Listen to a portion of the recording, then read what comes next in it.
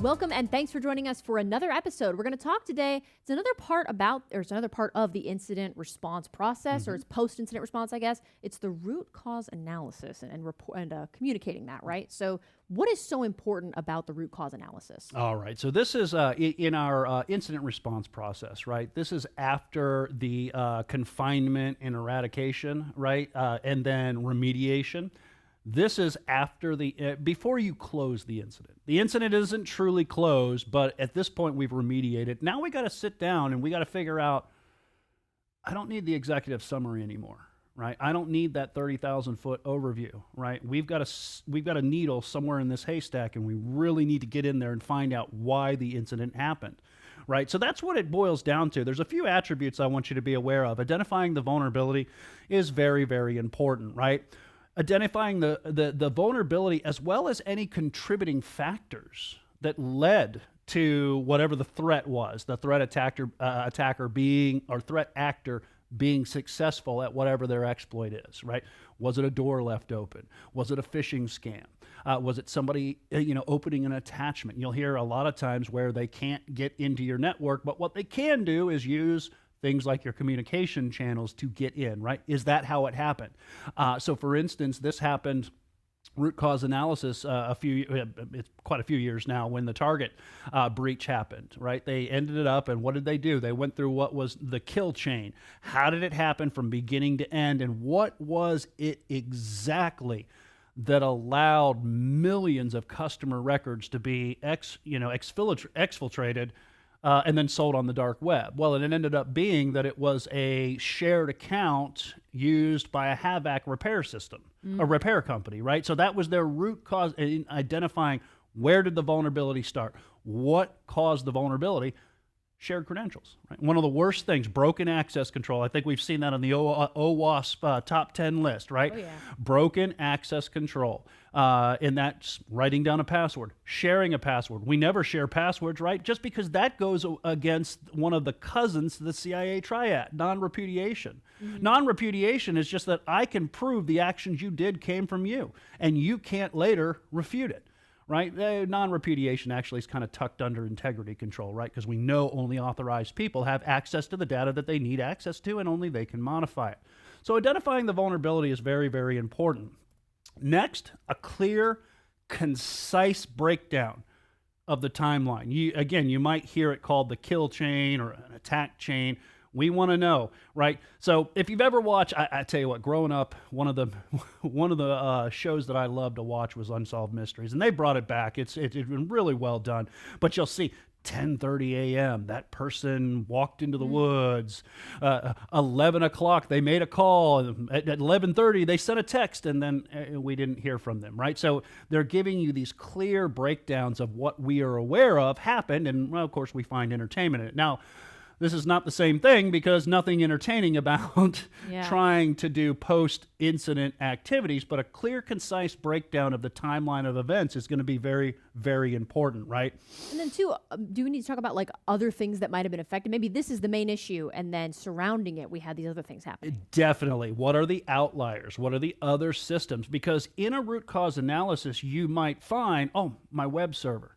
It was, or database, SQL injection attack. Okay, that affected your database, and your database is now corrupted, but did it pivot to another system? Right. Or did they come in on a pivot, and where is that pivot, right? We know that they hit our database, but how did they hit our database? What system? And again, was it one of those where they compromised an internal employee's computer, and then they could use that as a quote-unquote jump box to mount an attack moving laterally within your networks? And this would be this is happening after you've remediated the issue? Yes. Okay. Yes. So we're not under the gun now, other than to provide why this happened. And then as part of this, like, now that you've remediated the issue, how do we stop it from happening again? And that is the big thing, right? Reoccurrence is something that we need to do. And one of the ways we do that is by deploying strategic controls. And when that comes back to the recommendations of the cybersecurity analyst that says, hey, we've identified these vulnerabilities, right? We know what systems it's affected. Now we got to implement some kind of control. Now, I keep saying control in the language of security. Those of you that maybe aren't aware, just think of it as countermeasures.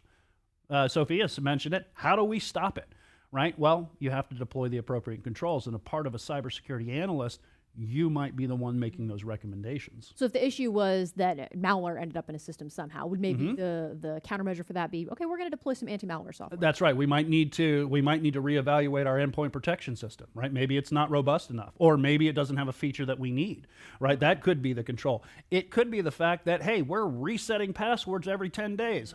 That's a horrible freaking policy. But it would stop people from sharing passwords. Well, at least you can only share it for 10 days, right? You have a 10-day window, right? Shorten the window. Exactly. So what are the mitigation techniques that we're going to implement? Okay, gotcha. And then how do we reduce the impact? See, we talk about mitigation. Notice, and I would say it's probably in every security training we have, we never said elimination, mediation. Remediation is just bringing it down to an acceptable level, right? To where your company can assume the risk. But in order to do that, we need to reduce the impact of very, very critical vulnerabilities that we've identified. And that's going to be very important, because at the end of the day, we're going to reap some financial loss if we don't reduce the impact that those threats can have. You might have used this terminology earlier. I think you said something about specifically like avoiding the reoccurrence. Yes, exactly. And that's a big thing, because part of the incident response is not only, the first part of that is somebody who has the authority to say, yes, there's an incident, but who has the authority to say the incident is done? It's been remediated, right? So that's a big process of this response report. We want to avoid reoccurrence, right? And those last three steps, deploying the appropriate controls, countermeasures, reducing the impact. If you can do that, will lead, because the ultimate goal is to avoid a reoccurrence of the same thing and having to go through the same thing twice. So when we're doing a root cause analysis, these are the things we need to be thinking about. And then we also have to generate a report on all this, right? That's right. Absolutely. And I say one of the things, Sophia, that can help us with avoiding reoccurrence is another post-incident activity, right? We're talking about the, communicating the root cause analysis, but another one is the lesson learned. All right. Round table reviews, military after action reviews, they call them, right? And this is a very, very important concept, right? So let's go ahead and let's talk a little bit about lesson learned. All right. There's a couple of things that you can boil this down to. All right. A few things that you can boil down to. All right, when we talk about, the incident response team, everyone involved in the recovery of that incident that was responded to has to be a part of the lesson learned. If it is a high criticality in this vulnerability, it should be required by policy, and you might need to communicate that. If it's a minor, less priority incident that requires all of these things to be aligned, very low impact, then it might be optional. But if it's something that can turn the lights out on your business if this incident happens, the entire incident response team needs to be involved. It should happen, all right? They should be included. It should be a formal session, documented. All right, and you're going to see why here at the end, but it should be a formal session. The optional ones that we're going to talk about, maybe some of the lower priorities, we can hold off for about 6 months, because they're not, the financial or functional impact to this isn't really going to bother us too much, right? Those might be informal, but these need to be formal sessions with documented, that are documented. All right, next, improvements. This is one of the real big things about lessons learned. All right. And Sophia, you and I were talking about this, and you can boil it down. What was the incident? How did we respond? Did we do it right? What did we do wrong so that next time we can improve? Very, very important. And one of the ways that you can improve is to identify roadblocks, right? You might find that your incident response plan or policy, maybe it's got some things that need to be massaged a little bit, and maybe you can do it better next time. What were the barriers that were in your way or obstacles to the IR team basically performing remediation of the incident?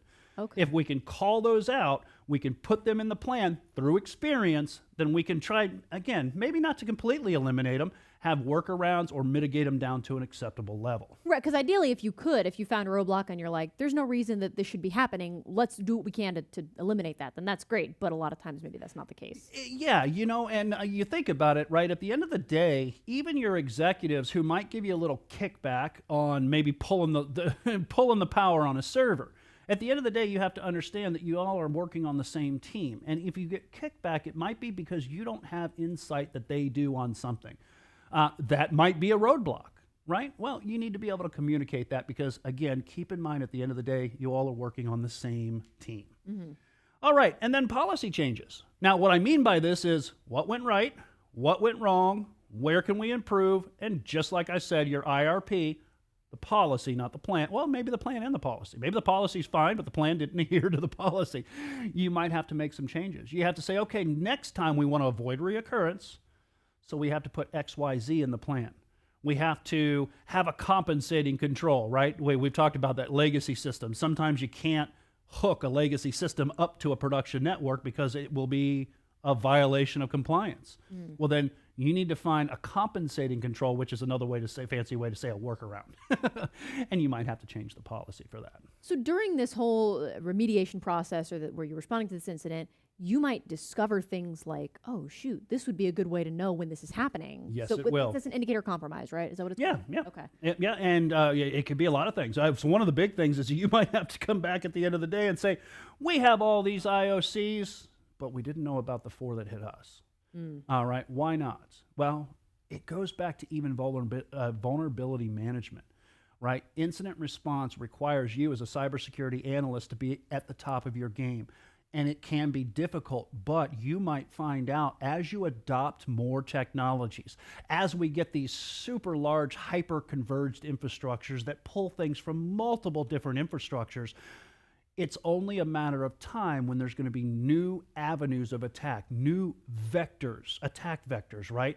And one of the things that you can do is to look at things like your IPS as your intrusion prevention systems, or like I like to say IDPS, so we get them both in the same sentence, right? Or the same acronym, right? Checking your alerts, right? Checking your logs. You have and I know you can get overwhelmed with the logs, but you might find that, hey, we now have these new indicators of compromise, and we need to document those because remember, we might have to adjust the playbooks that happen so that our staff is well trained, aware of the new things that are going on and some of the new threats that could lead to incidences within our companies. So this is all part of when you report an incident or you respond to an incident. This is all post-incident stuff, but it's all important. The root cause analysis, completing a report on that analysis, and then you call it lessons learned, right? That's right, lessons learned. Named, 'cause what did you learn from this experience, right? So thank you for walking us through this, Wes. Even though it happens after the remediation, it's still just as important. So thank you for sticking with us for this episode. We'll see you next time.